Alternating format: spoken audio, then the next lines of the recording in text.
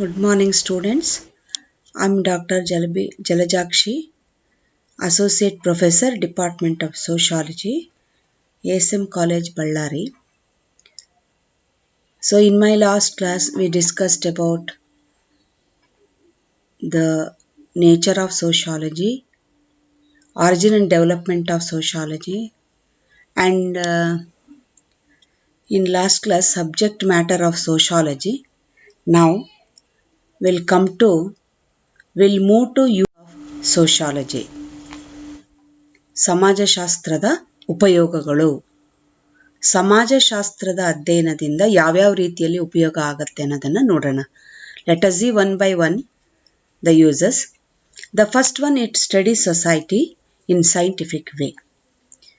Sociology studies the society in A scientific and systematic manner.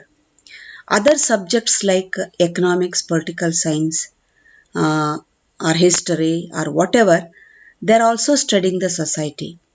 But the study of society by a sociology is a different one.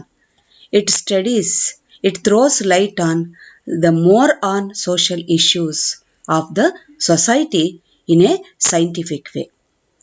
ಸಮಾಜಶಾಸ್ತ್ರವು ಮಾನವ ಸಮಾಜವನ್ನು ವೈಜ್ಞಾನಿಕವಾಗಿ ಅಧ್ಯಯನ ಮಾಡುತ್ತದೆ. ಅಂದರೆ ಸಮಾಜಶಾಸ್ತ್ರದ ವೈಜ್ಞಾನಿಕ ಅಧ್ಯಯನ ಯಾವಾಗ ಆರಂಭ ಆಯಿತು? 1839. ಇದಕ್ಕಿಂತ ಮುಂಚಿತವಾಗಿ ಅಧ್ಯಯನ ಸಾಧ್ಯವಾಗಿರಲಿಲ್ಲ. ಸೊ ಅದಕ್ಕೆ ಎಲ್.ಎಫ್. ವಾರ್ಡ್ ಅವರು ಏನು ಹೇಳ್ತಾರೆ, ಸಮಾಜವನ್ನು ವೈಜ್ಞಾನಿಕವಾಗಿ ಅಧ್ಯಯನ ಮಾಡುವ ಶಾಸ್ತ್ರವೇ ಸಮಾಜಶಾಸ್ತ್ರ ಅಂತ ಹೇಳ್ತಾರೆ. ಅಂದರೆ ಇಲ್ಲಿ ವೈಜ್ಞಾನಿಕ ವಿಧಾನಗಳ ಮೂಲಕ ಅಧ್ಯಯನವನ್ನು ಇದು ಮಾಡುತ್ತದೆ. ಅಂದರೆ ಸಮಾಜಶಾಸ್ತ್ರ ಮೊಟ್ಟ ಮೊದಲನೇ ಬಾರಿಗೆ ಆಧುನಿಕ ಸಮಾಜದ ಸಮಸ್ಯೆಗಳನ್ನು ಕಂಡುಹಿಡಿದು ಇತರ ಸಮಾಜ ವಿಜ್ಞಾನಗಳಿಗೆ ಮಾಹಿತಿಯನ್ನು ನೀಡಿ ನಂತರ ಅದು ವರ್ತಮಾನ ಕಾಲದ ನಿಜ ಸ್ಥಿತಿಗಳನ್ನು ತಿಳಿದುಕೊಳ್ಳೋದಕ್ಕೆ ಸಾಧ್ಯವಾಗ್ತದೆ. So it applies scientific method to understand the society in a scientific way. So ಹಾಗಾಗಿ the center of the sociology is society. So that's why man is a part of society. It is a web of social relationships.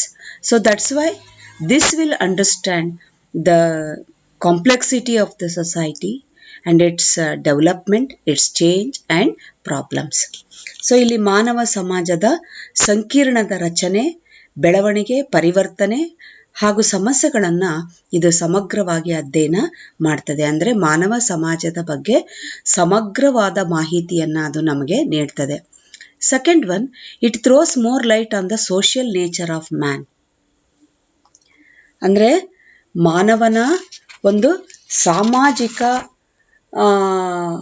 ಪರಿಸರಕ್ಕೆ, ಅಂದರೆ ಸಾಮಾಜಿಕ ಒಂದು ಸ್ವಭಾವವನ್ನು ಅದು ಅಧ್ಯಯನ ಮಾಡ್ತದೆ. It throws more light on the social nature of man. So man has social nature. Man is a social animal. He can't live without society. So society is a companion for him. And so man has a different way of his behavior. But sociology understand and study the social nature of man. ಅಂದರೆ ಇಲ್ಲಿ ಸಮಾಜಶಾಸ್ತ್ರ ಮಾನವನ ಸಾಮಾಜಿಕ ಸ್ವಭಾವವನ್ನು ಅಧ್ಯಯನ ಮಾಡುತ್ತದೆ. ಅಂದರೆ ಸಾಮಾಜಿಕವಾಗಿ ಮಾನವನ ಒಂದು ವರ್ತನೆಗಳೇನಿದೆ, ಸೊ ಅವನ ವರ್ತನೆ, for example his behaviour with family, behaviour in the school, behaviour in the college, behaviour in marriage. So it throws more light on the social nature. ಮಾನವನ ಒಂದು ಸಾಮಾಜಿಕ ಜೀವನದ ಬಗ್ಗೆ ಹೆಚ್ಚಿನ ಒಂದು ಬೆಳಕನ್ನು ಅದು ನಮಗೆ ಚೆಲ್ಲುತ್ತೆ ಅಂತ ಹೇಳ್ಬೋದು. Third one, sociology improves hour understanding of society and increases the power of social action. ಅಂದರೆ ಇಲ್ಲಿ ನಮ್ಗೆ ಅದು ಸಾಮಾಜಿಕ ಪರಿಸರಕ್ಕೆ ತಕ್ಕಂತೆ ನಮಗೆ ಒಂದು ಹೊಂದಾಣಿಕೆಯ ಪಾಠವನ್ನು ಕಲಿಸ್ತದೆ ಮತ್ತು ಸಾಮಾಜಿಕ ಕ್ರಿಯೆ ಒಂದು ಶಕ್ತಿಯನ್ನು ಅದು ನಮಗೆ ತಿಳಿಸಿಕೊಡ್ತದೆ. So you know that so in our environment, surrounding environment, we have to act according to that, and we have to adjust with that environment. That is, society is not static, it is always flowing, it is always moving, and that's why it is always changing. We have to understand and adjust with that kind of changes. And there are so many incidents and units and relations, culture, civilization, all these have been changed from time to time, and man has to adjust with all these environment according to the time and conditions. So ಇಲ್ಲಿ ನೋಡಿ, ಮನುಷ್ಯ ಅಂದರೆ ಇಲ್ಲಿ ಈ ಸಮಾಜಶಾಸ್ತ್ರ ಅಧ್ಯಯನದಿಂದ ನಮಗೆ ಸಮಾಜವನ್ನ ಸರಿಯಾಗಿ ಅರ್ಥ ಮಾಡ್ಕೊಳ್ಳಿಕ್ಕೆ ಸಾಧ್ಯವಾಗ್ತದೆ, ಮತ್ತು ಸಾಮಾಜಿಕ ಕ್ರಿಯೆಯ ಒಂದು ಶಕ್ತಿ ಇದರಿಂದ ಹೆಚ್ಚಾಗತ್ತೆ. ಯಾಕಂದ್ರೆ ನಮ್ಮಲ್ಲಿರ್ತಕ್ಕಂಥ ಸಂಸ್ಕೃತಿ ಇರ್ಬೋದು, ನಾಗರಿಕತೆ ಇರ್ಬೋದು, ಅಥವಾ ಸಾಮಾಜಿಕ ಸಂಘ ಸಂಸ್ಥೆಗಳು, ಇವೆಲ್ಲವೂ ಕೂಡ ಒಂದೇ ರೀತಿಯಲ್ಲಿರಲ್ಲ, ಬದಲಾವಣೆಯನ್ನ ಹೊಂದುತ್ತಾನೆ ಇರುತ್ತೆ. ಅಂದ್ರೆ ಕಾಲದಿಂದ ಕಾಲಕ್ಕೆ ಇವೆಲ್ಲವೂ ಬದಲಾವಣೆಯನ್ನ ಹೊಂದುತ್ತೆ. ಆ ಬದಲಾವಣೆಗೆ ತಕ್ಕಂತೆ ಮನುಷ್ಯ ಆ ಸಮಾಜಕ್ಕೆ, ಸನ್ನಿವೇಶಕ್ಕೆ ಹೊಂದ್ಕೋಬೇಕಾಗತ್ತೆ. ಸೊ ಹಿಂದಿನ ಕಾಲದ ಒಂದು ನೀವು ಶಿಕ್ಷಣವನ್ನು ನೋಡಿ, ಗುರುಕುಲ. ಆದ್ರೆ ಈಗಿನ ಶಿಕ್ಷಣ ಬೇರೆ ರೀತಿಯಲ್ಲೇ ಇದೆ. ಸೊ ಈಗ ನಾವು ನಿಮಗೆ ಆನ್ಲೈನ್ ಕ್ಲಾಸ್ ಮಾಡ್ಬೋದು ಅಥವಾ ವಿಡಿಯೋ ಮಾಡಿಬಿಡ್ಬೋದು. ಈಗ ನೀವು ಎಷ್ಟೊಂದು ವಿಷಯಗಳನ್ನ ಬೇರೆ ಬೇರೆ ರೀತಿಯಲ್ಲಿ ತಿಳ್ಕೊಳ್ತೀರಿ. ಅವಾಗ ಹಂಗಿರ್ಲಿಲ್ಲ. ಹಾಗೆ ಕಾಲ ಕಾಲಕ್ಕೆ ತಕ್ಕಂತೆ ಬದಲಾವಣೆಗಳಾಗ್ತವೆ. ಅದಕ್ಕೆ ಮನುಷ್ಯ ಹೊಂದ್ಕೊಂಡು ಹೋಗೋದನ್ನ ತಿಳಿಸಿಕೊಡ್ತದೆ ನಮ್ಮ ಸಮಾಜಶಾಸ್ತ್ರ ಅಂತ ಹೇಳ್ಬೋದು. The study of sociology helps us to know not only our society and men but also others, their motives, aspirations, status, occupations, traditions, customs, institutions, culture, etc.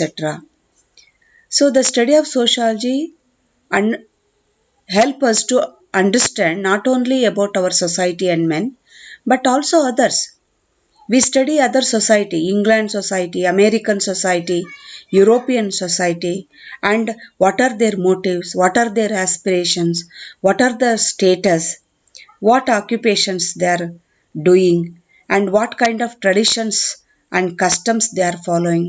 So what is the difference between our institution and their institution, what is the difference between our culture and their culture, it also studies. ನೋಡಿ, ಸಮಾಜಶಾಸ್ತ್ರ ಅಧ್ಯಯನದಿಂದ ಅದು ಬರೀ ನಮ್ಮ ಮಾನವರು ಮತ್ತೆ ಸಮಾಜದ ಬಗ್ಗೆ ಅಷ್ಟೇ ಅಧ್ಯಯನ ಮಾಡಲ್ಲ, ಬೇರೆ ಬೇರೆ ಸಮಾಜಗಳ ಬಗ್ಗೆ, ಬೇರೆ ಬೇರೆ ದೇಶದ ಅಲ್ಲಿ ಇರ್ತಕ್ಕಂತಹ ಅವರ ಸಂಸ್ಕೃತಿ ಏನು, ಅವರ ವಿಚಾರಗಳೇನು, ಅವರ ಸ್ಫೂರ್ತಿ ಏನು, ಅವರ ಸ್ಥಾನಮಾನ ಏನು, ಅವರ ಆಚಾರ ವಿಚಾರಗಳೇನು, ಅವರ ಸಂಘ ಸಂಸ್ಥೆಗಳೇನು, ಇದ್ರ ಬಗ್ಗೆ ಅದು ಹೆಚ್ಚಿನ ಒಂದು ಮಾಹಿತಿಯನ್ನ ನಮಗೆ ನೀಡುತ್ತೆ. ಬರೀ ನಾವು ನಮ್ಮ ಸಮಾಜ ಅಷ್ಟೇ ಓದಲ್ಲ, ಪ್ರಪಂಚದಲ್ಲಿರ್ತಕ್ಕಂಥ ಎಲ್ಲ ಸಮಾಜಗಳು, ಎಲ್ಲ ಸಂಬಂಧಗಳು, ಎಲ್ಲ ಸಂಘ ಸಂಸ್ಥೆಗಳನ್ನ ಅಧ್ಯಯನ ಮಾಡಿ. The next one, the contribution of sociology is not less significant in enriching the culture. ಅಂದ್ರೆ ಇಲ್ಲಿ ಸಮಾಜಶಾಸ್ತ್ರದ ಅಧ್ಯಯನದಿಂದ ನಮಗೆ ಅಂದ್ರೆ ಒಂದು ಸಾಂಸ್ಕೃತಿಕ ಶ್ರೀಮಂತಿಕೆಯಾಗೋದಕ್ಕೆ ನಮಗೆ ಸಹಾಯ ಮಾಡ್ತದೆ. ಅಂದ್ರೆ ಒಂದು ಸಂಸ್ಕೃತಿ ಶ್ರೀಮಂತವಾಗಲು ಆ ಸಮಾಜಶಾಸ್ತ್ರದ ಕೊಡುಗೆ ಬಹಳಷ್ಟು ಇದೆ ಅಂತ ಹೇಳ್ಬೋದು. ಅಂಡ್ ಸಿ, ಇದು ಸಂಸ್ಕೃತಿಯ ಒಂದು ಶ್ರೀಮಂತಿಕೆಯನ್ನ ಮೆರೆಸುತ್ತದೆ, ಅದರ ಪ್ರಾಮುಖ್ಯತೆಯನ್ನು ತಿಳಿಸ್ತದೆ. C, when we study our society we can understand our culture. If you study American society, you can understand that culture also. And if you study the culture of France, you can understand that. And the culture will be exchanged. We already discussed what is culture. Culture includes arts, architecture, values, ideas, ideals, and habits, everything. So it is total way of life. So this will be exchanged, and that's why when we know the American culture, we try to follow it. So in this way, the culture will it enriches our culture. ನಮ್ಮ ಸಂಸ್ಕೃತಿಯನ್ನು ಶ್ರೀಮಂತಗೊಳಿಸ್ತದೆ. ಯಾಕೆ? ಹೇಗೆ? ಈಗ ನಾವೆಲ್ಲರಿಂದ ಸಂಸ್ಕೃತಿಯನ್ನು ತಗೊಂಡಾಗ, ಎಲ್ಲ ದೇಶಗಳನ್ನು ಅಧ್ಯಯನ ಮಾಡಿದಾಗ, ಆ ಸಂಸ್ಕೃತಿಯನ್ನು ತಿಳ್ಕೊಂಡಾಗ ಅದನ್ನು ಕೂಡ ನಾವು ಅಳವಡಿಸ್ಕೊಳ್ತೀವಿ. ಈಗ ಪಾಶ್ಚಾತ್ಯರ ಸಂಸ್ಕೃತಿಯನ್ನು ನಾವು ಫಾಲೋ ಮಾಡ್ತಿದ್ದೀವಿ. ಹೀಗೆ ನಮ್ಮ ಸಂಸ್ಕೃತಿ ತುಂಬ ಶ್ರೀಮಂತವಾಗ್ತದೆ ಅಂತ ಹೇಳ್ಬೋದು. Another aspect of practical side of the sociology is the study of great social institutions and the relations of individuals of each one of them. See, what is the practical side of the sociology? So, it is the study of great social institutions and the relations of individuals of each and one of them. See, when we understand the family is an institution. And what is the relation between man and the family? What is the relation between man and the school, man and the college, man and the marriage? So in this way, so now it is very easy to understand our social institutions. See, for example, there is a relationship between man and a individual and a family, and a marriage, and a college, and a bank, so and a hospital. So this side, so it is a practical knowledge. So we will get by study of sociology, and we also understand what are the relations of individuals with all these institutions. ನೋಡಿ, ಅಂದರೆ ಇಲ್ಲಿ ನಮಗೆ ಒಂದು ಏನಂತೀವಪ್ಪ ಅಂತಂದರೆ, ಸಮಾಜಶಾಸ್ತ್ರದ ಅಧ್ಯಯನದಿಂದ ಸಾಮಾಜಿಕ ಸಂಸ್ಥೆಗಳನ್ನು ಮತ್ತು ವ್ಯಕ್ತಿಗಳಿಗೆ ಇರ್ತಕ್ಕಂತಹ ಒಂದು ಸಂಬಂಧವನ್ನು ಅದು ಅಧ್ಯಯನ ಮಾಡುತ್ತದೆ. ಸಾಮಾಜಿಕ ಸಂಸ್ಥೆಗಳು ಮತ್ತು ವ್ಯಕ್ತಿಗಳಿಗೆ ಅವುಗಳ ನಡುವೆ ಇರತಕ್ಕಂಥ ಸಂಬಂಧಗಳ ಬಗ್ಗೆ ಸಮಾಜಶಾಸ್ತ್ರದ ಅಧ್ಯಯನದಿಂದ ಉಪಯೋಗ ಆಗುತ್ತೆ. ಅಂದರೆ ಇಲ್ಲಿ ಒಬ್ಬ ವ್ಯಕ್ತಿಗೂ ಸಾಮಾಜಿಕ ಸಂಸ್ಥೆಗಳಿಗೂ ಇರ್ತಕ್ಕಂತಹ ಸಂಬಂಧ ಏನು? ಈಗ ಉದಾಹರಣೆಗೆ ಒಂದು ಕುಟುಂಬಕ್ಕೂ ಒಬ್ಬ ವ್ಯಕ್ತಿಗೆ ಇರ್ತಕ್ಕಂಥ ಸಂಬಂಧ ಏನು? ಸೊ ಇಲ್ಲಿ ನೋಡಿ, ಸಮಾಜದಲ್ಲಿ ಅನೇಕ ಅಂಶಗಳಿವೆ. ಇದರೊಳಗೆ ಒಂದು ನೋಡಿ, ಕುಟುಂಬಕ್ಕೆ ಮತ್ತು ಮನುಷ್ಯನಿಗೆ ಇರ್ತಕ್ಕಂಥ ಸಂಬಂಧ, ವಿವಾಹ ಮತ್ತು ವ್ಯಕ್ತಿಗೆ ಇರ್ತಕ್ಕಂಥ ಸಂಬಂಧ. ಈಗ ಉದಾಹರಣೆಗೆ ನೀವು ವುಮೆನ್ಸ್ ಕಾಲೇಜಿಗೆ ಸೇರಿದ್ದೀರಿ, ನಿಮಗೂ ವುಮೆನ್ಸ್ ಕಾಲೇಜಿಗೆ ಇರ್ತಕ್ಕಂಥ ಸಂಬಂಧ, ನಿಮಗೂ ಟೀಚರ್ಸ್ಗೆ ಇರ್ತಕ್ಕಂಥ ಸಂಬಂಧ, ನಿಮಗೂ ಅಲ್ಲಿ ನಾನ್ ಟೀಚಿಂಗ್ ಸ್ಟಾಫ್ಗೆ ಇರ್ತಕ್ಕಂಥ ಸಂಬಂಧ. ಹೀಗೆ ನಿಮಗೂ ಮತ್ತೆ ಅಲ್ಲಿ ಕ್ಯಾಂಟೀನಲ್ಲಿ ಉಂಟಾಗ್ತಕ್ಕಂತಹ ಸಂಬಂಧ. ಹೀಗೆ ಪ್ರತಿಯೊಂದು ಸಂಸ್ಥೆಗೂ ಮತ್ತೆ ವ್ಯಕ್ತಿಗೂ ನಡುವೆ ಇರ್ತಕ್ಕಂಥ ಸಂಬಂಧಗಳ ಬಗ್ಗೆ ಅದು ಅಧ್ಯಯನ ಮಾಡ್ತದೆ. ನಮ್ಗೆ ಅದ್ರ ಬಗ್ಗೆ ಒಂದು ಪ್ರಾಯೋಗಿಕವಾದ ಜ್ಞಾನವನ್ನು ಕೂಡ ಕೊಡುತ್ತೆ ಅಂತ ಹೇಳ್ಬೋದು. The next one, sociology is useful as a teaching subject too.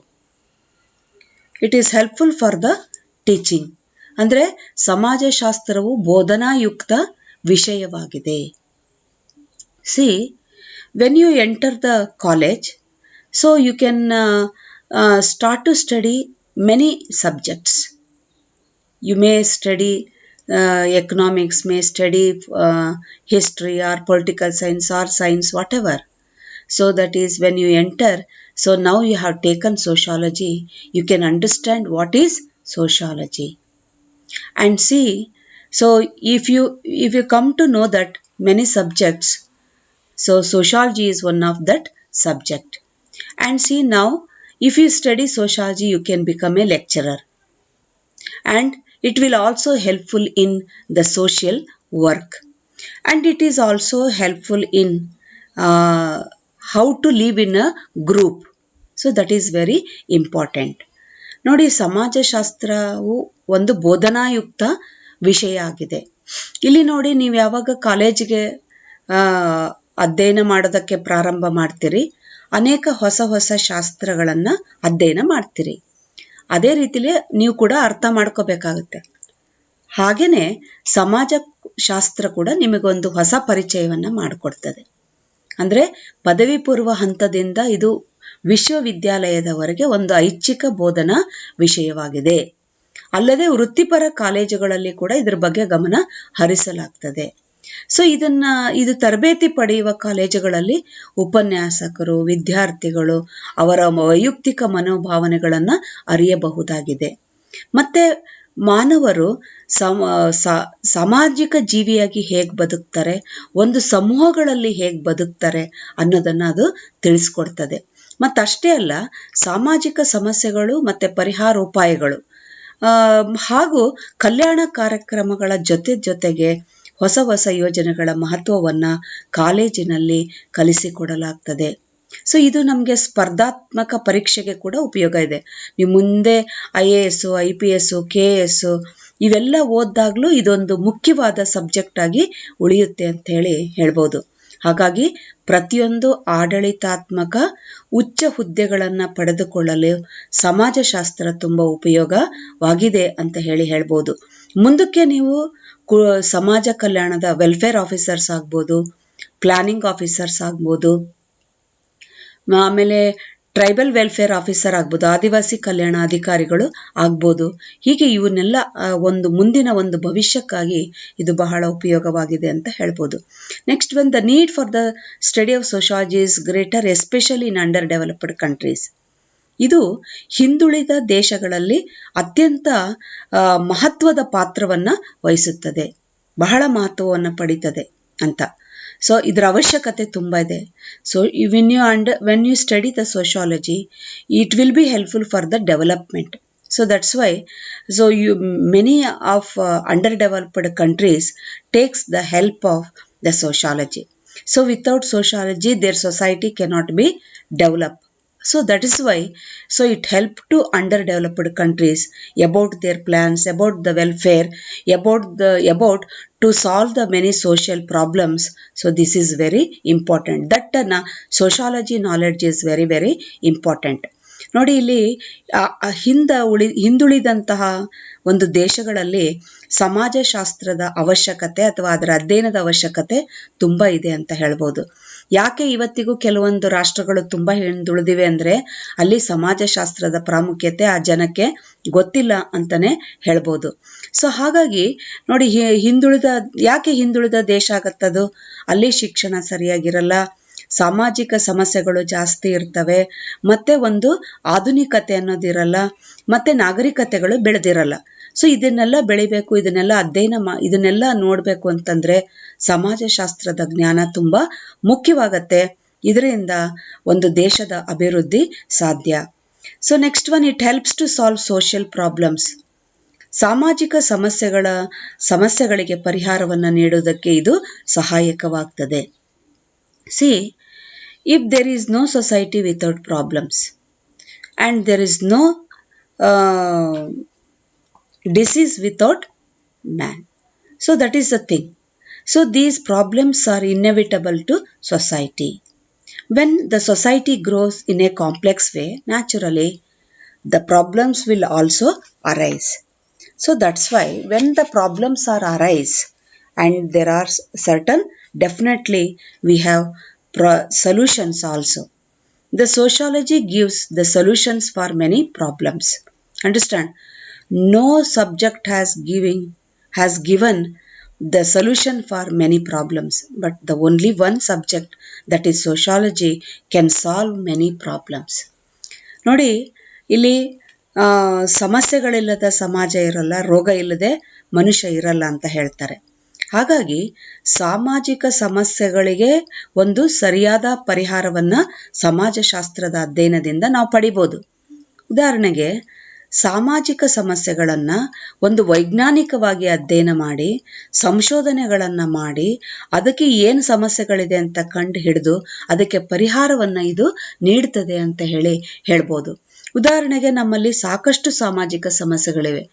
For example, we have several social problems like poverty, unemployment, prostitution, juvenile delinquency, drug addiction. There are so many. ಹೌದಾ ಇಲ್ಲ? ಅಂದರೆ ಬಡತನ, ನಿರುದ್ಯೋಗ, ವೇಶ್ಯಾವೃತ್ತಿ, ಬಾಲಾಪರಾಧ ಇತ್ಯಾದಿ ಬೇಕಾದಷ್ಟು ಸಮಸ್ಯೆಗಳು ಸಮಾಜದ ನಾನಾ ಕ್ಷೇತ್ರಗಳನ್ನು ಆವರಿಸ್ಕೊಂಡಿದೆ. ಅದಕ್ಕೆ ಸಮಾಜಶಾಸ್ತ್ರ ಒಂದೇ ಪರಿಹಾರವನ್ನು ನೀಡಬಲ್ಲದಾಗಿದೆ.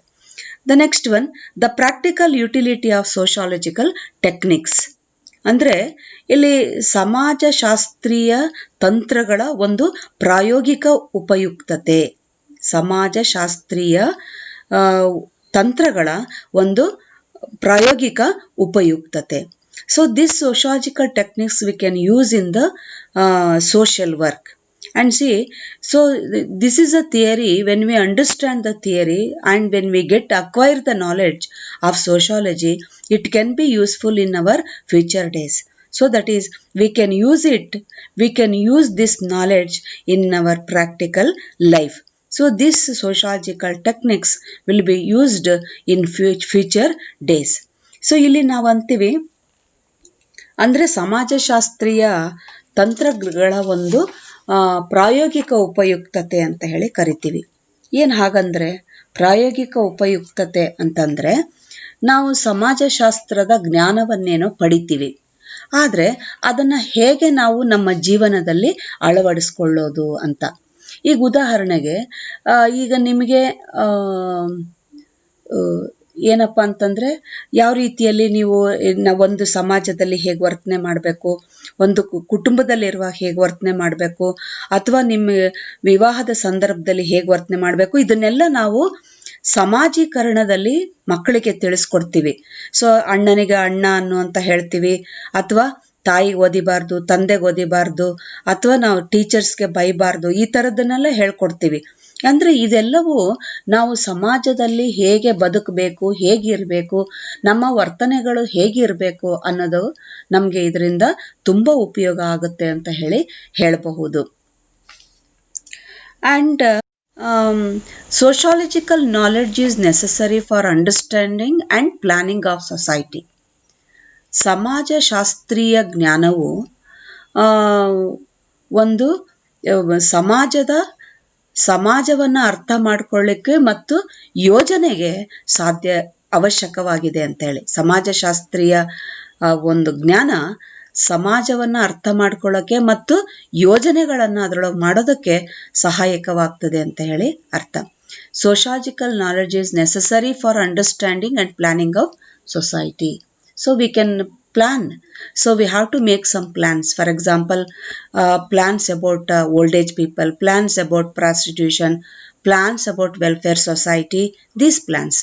So if you do not understand the sociology, then you cannot make any plan at all. So that's why sociological knowledge is necessary for the understanding planning of society. ಸಮಾಜಶಾಸ್ತ್ರದ ಒಂದು ಜ್ಞಾನ ಏನಿದೆ, ಇದು ಸಮಾಜವನ್ನು ಅರ್ಥ ಮಾಡ್ಕೊಳ್ಳೋದ್ರ ಜೊತೆಯಲ್ಲಿ ಒಂದು ಯೋಜನೆಯನ್ನು ಮಾಡೋದಕ್ಕೆ ಸಹಾಯಕವಾಗುತ್ತದೆ. ಈಗ ಯೋಜನೆ ಇಲ್ಲದೆ ಯಾವ ಇದು ನಡೆಯುತ್ತೆ? ಈಗ ನೀವು ನೋಡ್ರಿ 5 year ಪ್ಲಾನ್ಸ್ ಹೇಳ್ತೀರಿ, there are rural development programmes ಅಂತೀವಿ, ಅರ್ಬನ್ ಡೆವಲಪ್ಮೆಂಟ್ ಪ್ರೋಗ್ರಾಮ್ಸ್ ಅಂತೀವಿ, ಇವಕ್ಕೆಲ್ಲ ಪ್ಲ್ಯಾನ್ ಮಾಡಲೇಬೇಕು. ಈ ಪ್ಲ್ಯಾನ್ ಮಾಡಬೇಕು ಅಂದರೆ ನಮಗೆ ಸಮಾಜಶಾಸ್ತ್ರದ ನಾಲೆಡ್ಜ್ ಇರಲೇಬೇಕು, ಇಲ್ದಿದ್ರೆ ನಮ್ಮ ಪ್ಲ್ಯಾನ್ ಸಕ್ಸಸ್ ಆಗಲ್ಲ ಅಂತ ಹೇಳ್ಬೋದು. Second one, the study of society has helped several governments. ಸಮಾಜಶಾಸ್ತ್ರದ ಅಧ್ಯಯನ ಹಲವಾರು ಸರ್ಕಾರಗಳಿಗೆ ಸಹಾಯಕವಾಗ್ತದೆ. ಅಂದರೆ ಸಮಾಜದ ಅಧ್ಯಯನ ಮಾಡಿದಾಗ ಮಾತ್ರ ನಾವು ಮಾಡುವಂತಹ ಯೋಜನೆ ಸರಿ ಇದೆಯೋ ಇಲ್ವೋ ಅಂತ ಹೇಳ್ಬೋದು. ಸರ್ಕಾರಕ್ಕೆ ಯಾವ ರೀತಿಯಲ್ಲಿ ಹೆಲ್ಪ್ ಆಗುತ್ತೆ? ಈಗ ಉದಾಹರಣೆಗೆ ನಮ್ಮಲ್ಲಿ ಸಾಕಷ್ಟು ಜನ ಮುದುಕರಿದ್ದಾರೆ ಅಂದರೆ ಅಲ್ಲಿ ಮುದುಕರ ಕಲ್ಯಾಣ ಅಥವಾ ವಯಸ್ಸಾದವರ ಕಲ್ಯಾಣ ಮಾಡಬೇಕಾಗತ್ತೆ. ನಮ್ಮಲ್ಲಿ ಭಾಳಷ್ಟು ಜನ ವೇಶ್ಯರಿದ್ದಾರೆ ಅಂದರೆ ಅವ್ರಿಗೆ ಒಳಿತಾಗೋ ಹಾಗೆ ಮಾಡಬೇಕಾಗತ್ತೆ, ಅಥವಾ ದೇವದಾಸಿಯರಿದ್ದಾರೆ ಅಂದರೆ ಅವ್ರಿಗೆ ಒಳಿತಾಗೋ ಹಾಗೆ ಮಾಡಬೇಕಾಗತ್ತೆ, ಕುರುಡ್ರು ಕುಂಟ್ರಿದ್ದಾರೆ, ಇದೆಲ್ಲ ನಮ್ಗೆ ಹೆಂಗೆ ಅರ್ಥ ಆಗುತ್ತೆ? ಸಮಾಜಶಾಸ್ತ್ರದ ಅಧ್ಯಯನದಿಂದ ಮಾತ್ರ ಸಾಧ್ಯ. ಹಾಗಾಗಿ ಇವು ಹಲವಾರು ಸರ್ಕಾರಗಳಿಗೆ ಕೂಡ ಒಂದು ಸಹಾಯಕವಾಗ್ತದೆ. Then sociology has drawn our attention to the intrinsic worth and dignity of man. ಅಂದರೆ ಇಲ್ಲಿ ಮನುಷ್ಯ ಒಂದು ಏನಂತೀವಿ ನಾವು, ಡಿಗ್ನಿಟಿಯಿಂದ ಬದುಕಬೇಕು ಅಂತಂದರೆ, ಒಂದು ಸ್ಥಾನಮಾನಗಳಿಂದ ಬದುಕಬೇಕು ಅಂತಂದರೆ ಅವನಿಗೆ ಸಮಾಜಶಾಸ್ತ್ರದ ಅಧ್ಯಯನ ಇರಲೇಬೇಕು ಅಂತ ಹೇಳಿ. ಸೊ ಅಂದರೆ ಸಮಾಜಶಾಸ್ತ್ರದ ಅಧ್ಯಯನದಿಂದ ಮಾನವ ಘನತೆಯಿಂದ ಬದುಕಲಿಕ್ಕೆ ಸಾಧ್ಯವಾಗುತ್ತೆ. ಮಾನವನ ಉಪಯುಕ್ತತೆ, ಮಾನವ ಹೇಗಿರಬೇಕು, ಮನುಷ್ಯ ಹೇಗೆ ಸಮಾಜದಲ್ಲಿ ವರ್ತನೆ ಮಾಡಬೇಕು, ಇದೆಲ್ಲದೂ ಕೂಡ ಅವನು ಸಮಾಜಶಾಸ್ತ್ರದ ಅಧ್ಯಯನದಿಂದ ಮಾತ್ರ ಸಾಧ್ಯ. ಹಾಗಾಗಿ ಮಾನವ ಘನತೆಯಿಂದ ಬದುಕಲಿಕ್ಕೆ ಸಮಾಜಶಾಸ್ತ್ರ ಹೆಲ್ಪ್ ಮಾಡ್ತದೆ.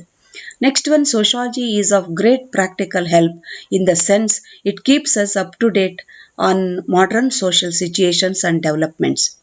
ಸಮಾಜಶಾಸ್ತ್ರ ಅಧ್ಯಯನ ಏನು ಮಾಡುತ್ತಪ್ಪ ಅಂದರೆ, ನಾವು ಆಧುನಿಕವಾಗಿ ಸಾಮಾಜಿಕ ಸಂದರ್ಭಗಳಿಗೆ ಮತ್ತು ಅಭಿವೃದ್ಧಿಗೆ ತಕ್ಕಂತೆ ಒಂದು ಅಪ್ ಟು ಡೇಟ್ ಅಂದರೆ ಕಾಲಕಾಲಕ್ಕೆ ತಕ್ಕಂತೆ ಎಲ್ಲ ಮಾಹಿತಿಗಳನ್ನು ಅದು ನಮಗೆ ನೀಡುತ್ತದೆ. ಸೊ ಆಗಿನ ಸಮಾಜ ಹೇಗಿತ್ತು, ಈಗಿನ ಸಮಾಜ ಹೇಗಿದೆ, ಏನೇನು ಬದಲಾವಣೆ ಆಗಿದೆ ಅನ್ನೋದನ್ನೆಲ್ಲ ಅದು ನಮಗೆ ತಿಳಿಸ್ಕೊಡ್ತದೆ. ನೀವು ಸಮಾಜಶಾಸ್ತ್ರ ಅಧ್ಯಯನ ಮಾಡಿದಾಗ ಇವೆಲ್ಲವೂ ಕೂಡ ಇದಕ್ಕೆ ಗಮನಕ್ಕೆ ಬರುತ್ತೆ ಅಂಥೇಳಿ, ಯಾವ ಸಿಚುಯೇಷನ್ಗೆ ಹೇಗೆ ನಾವು ಇರಬೇಕು ಅನ್ನೋದನ್ನು ಅದು ನಮಗೆ ತಿಳಿಸ್ಕೊಡ್ತದೆ.